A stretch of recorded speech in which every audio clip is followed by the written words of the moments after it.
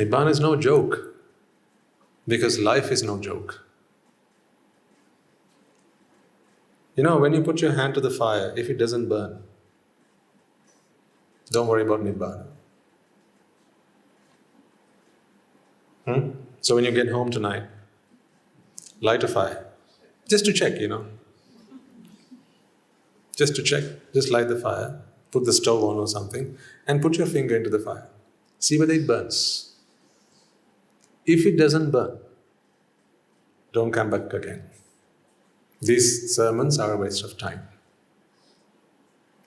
You need not worry about Nibbana. But if it burns, just as sure as fire burns, unless you attain Nibbana, you will be punished for your own misdeeds.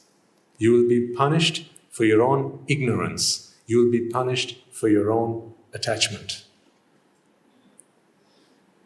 As sure as night follows day and day follows night, ladies and gentlemen, I cannot re-engineer the system for you. I can only teach you the rules of the game, so you know how to play by the rule book. In all this, there's one loophole. Otherwise, the system's perfect. There's one loophole, and that loophole only a Buddha discovers. See, every time you are relieved of vexation, the mind is reinforced with that bad knowledge. That's the worst part of it. Whenever you lick an ice cream, are you not convinced at the end of that experience that ice cream is actually delicious? Someone says ice cream is delicious. Really? Let me try some. And they give you the ice cream. You lap it up. And what do you experience? Deliciousness. That's the worst part of it. Because your bad knowledge is reinforced. That's why you need the perfect one to come and find the loophole in this otherwise perfect system. Someone who teaches you that pleasure that you experienced, that deliciousness that you experienced was never in the ice cream. It was only an experience of your own relief from the vexation that you had in your mind. It's not in the ice cream.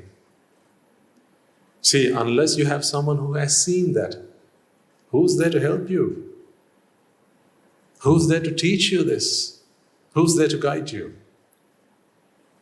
I'm not selling myself here. I'm selling the sasana here to you. So please be serious.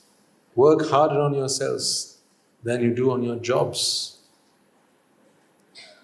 The purpose of life is not to make a living. It's to make life itself. Fix your life. Once again you will say, Swaminathan, but aren't we already doing the best we can? Why do you keep nagging us like this? Why do you keep always talking about this? Every single day you come here, come to the sasana, come to the sasana, come to the sasana. Don't you have anything else to talk about, Swaminathan? Here's what I remember. When I was younger, right, my parents were there to every day, at least every other day. My teachers were there every day, every other day. They didn't just teach me. They taught me the importance of learning. That they did as well. They didn't just teach me. My teachers not only taught me, but they taught me the importance of learning. That's why I learned what was worth learning. Otherwise, they could have just given me the books and the lectures. But the best teachers, they don't just teach you, do they? Just think of someone who you really adore as a teacher. There'll be teachers among you as well. The best teachers don't just teach. They teach you why you have to learn.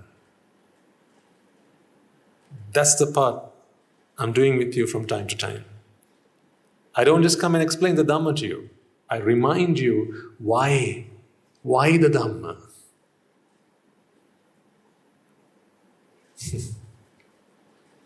I could come and give you a lecture on anicca, dukkha and anatta. That's what we were supposed to do today. But hey, that's out the window now. Now we're talking about why anicca, dukkha and anatta. Why Nibbana? I need you to have found that burning desire within yourselves, ladies and gentlemen. You must, it's a must. There's no choice about that. If you're really serious about Nibbana, you have to have that burning desire within you. I first got that, then I became a monk, not the other way around. Because you know something for sure. Whatever your heart desires, it will go in pursuit of. And it will achieve that. The reason that you have become so successful in your careers, in your lives, in whatever endeavor you have taken on, is because your heart so desired it, you didn't stop. When someone put a challenge or an obstacle in front of you, if you really want to jump over it, didn't you? Did you or didn't you? You did.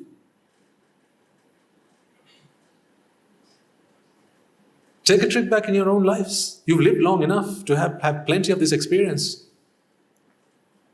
When someone put a challenge in front of you, an obstacle in front of you, if you really desired what was on the other side of it, there was no one that could stop you. You went for it.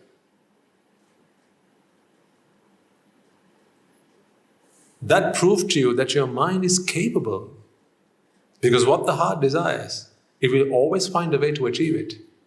I need you now to desire freedom from desire.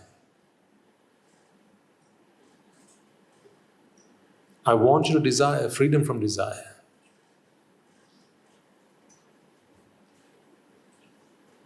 Because freedom from desire is peace. Desire is a war.